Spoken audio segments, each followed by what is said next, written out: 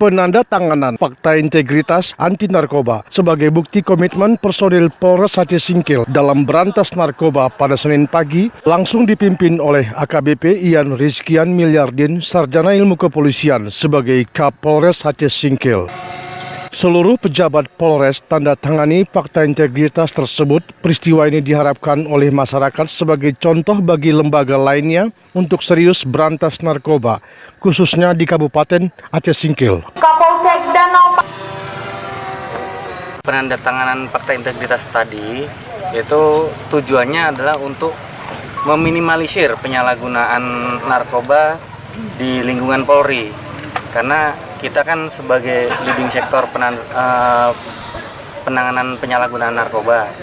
Jadi kita berusaha untuk membersihkan rumah kita dulu sebelum kita bersihkan rumah orang lain. Biar Bapak Kapolres penekanannya begitu biasa tegas sekali. Kemudian di bukti kita lihat tadi itu para kasat. Kami juga dalam waktu sesegera mungkin kita akan berkoordinasi dengan Pak Kapolres juga.